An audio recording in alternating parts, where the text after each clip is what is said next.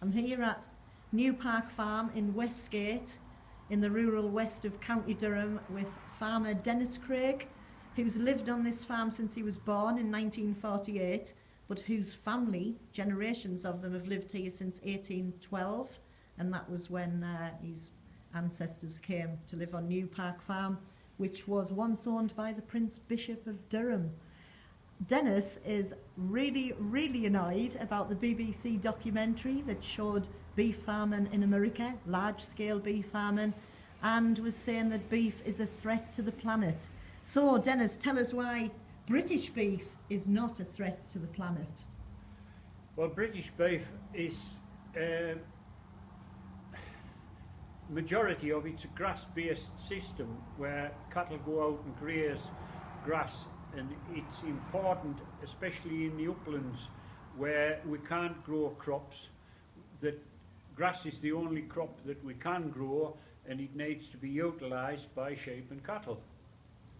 And so this documentary was really on about methane, which is what cows produce. But here in Weardale, as in many moors, it's a peat moor that actually traps those gases, but so does grass, doesn't it? Yes, grass is a carbon store.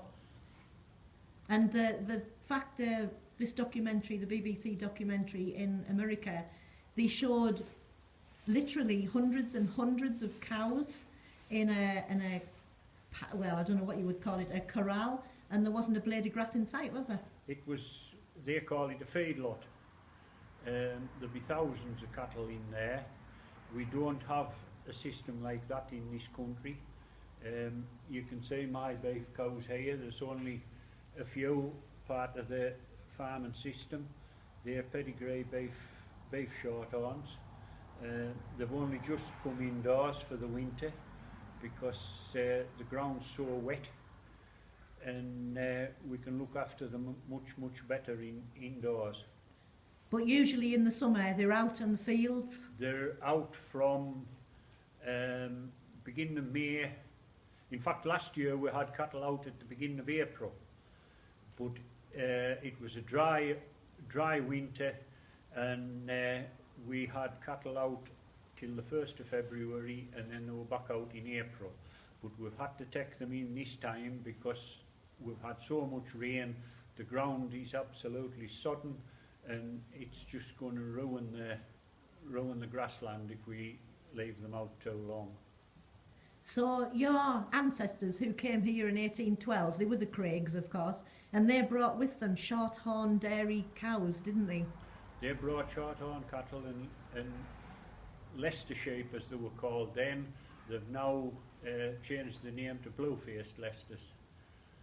But yeah, and you have both, don't you? We still have 2 or 3 pedigree blue-faced Leicesters that we breed pure. And where do the best of those go? We tend to breed rams for to use ourselves now. We use the blue-faced Leicester on the Weardale ewe to produce the North of England mule Gimmer lamb, and the best of those have gone into Kent for the last 40 years. Yeah, so you're a real farmer, a real northern farmer. So this documentary, that really there's a lot of people in this country watched it and thought, oh dear, we better not eat beef because we're destroying the planet. But that isn't true, is it? Definitely not. There was a sticker on the back of somebody's car years ago that said,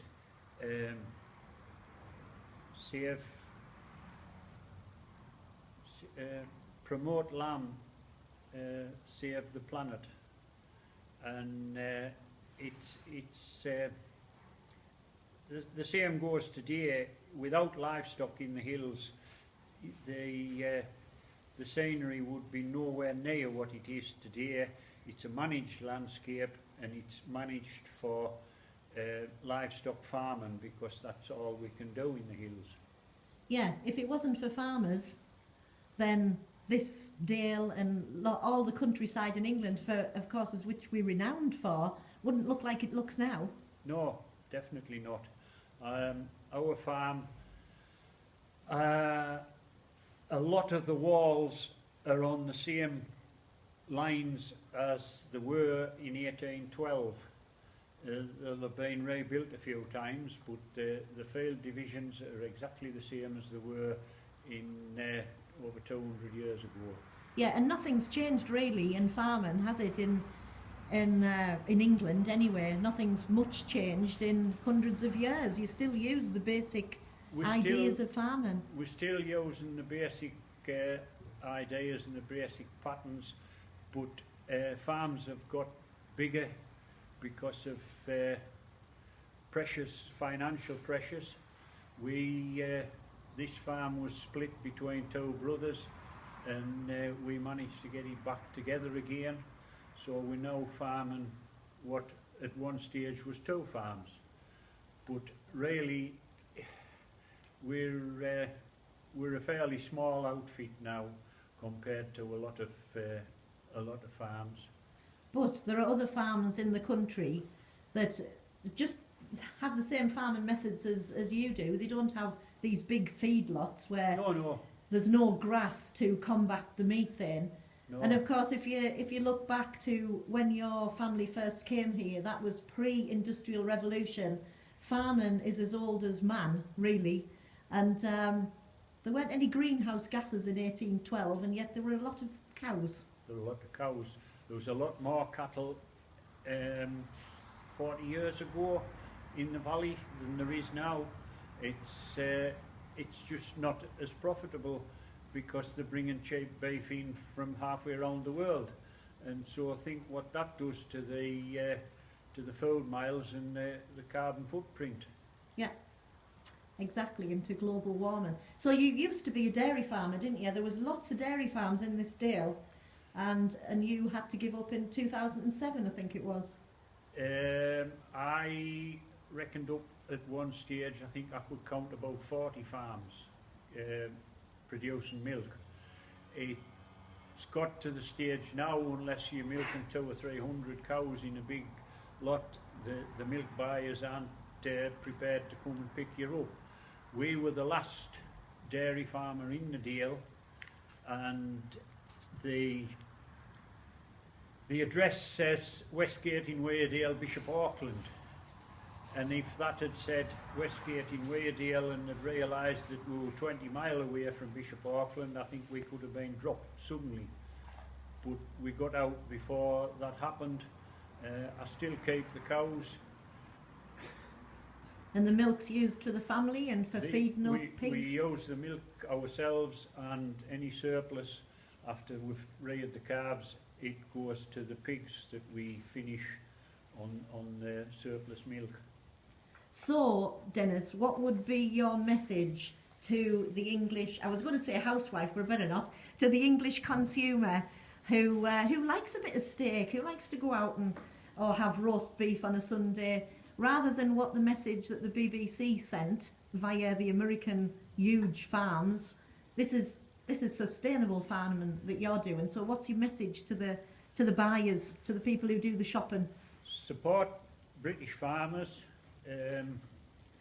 We are bound by higher welfare standards than a lot of the other countries in the world, and you don't see thousands of cattle in a feedlot in England or in the UK for that matter. We're a pastoral based system because of the climate.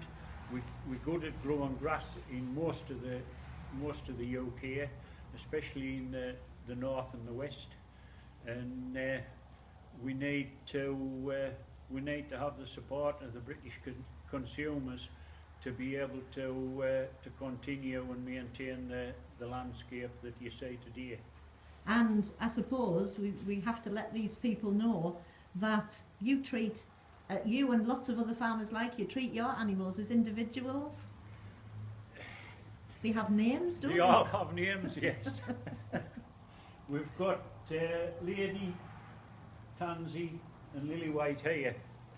Yeah. And And do the calves in the corner, will they have names eventually? One of them will be Tansy the second, and the other two are male calves.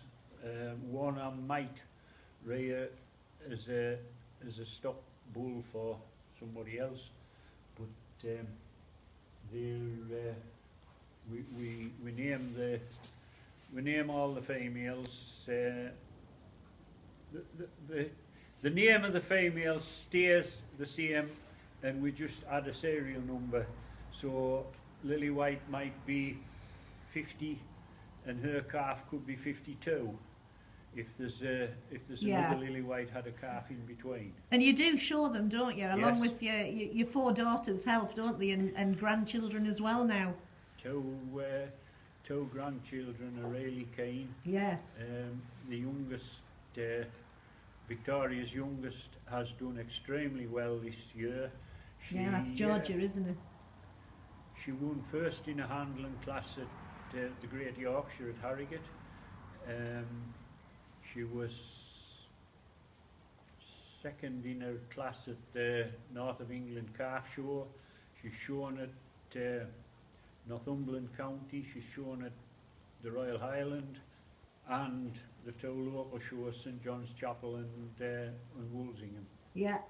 So really, you know, to the shoppers out there, don't listen to what's happening in America. That doesn't affect us. Look at genuine people, hard working, respectable, responsible people like Dennis Craig and his wider family, who really love these cows actually and giving them all names. And I would say, to finish off, never criticise a farmer with your mouth full. Eh, Dennis? Definitely. Thank you.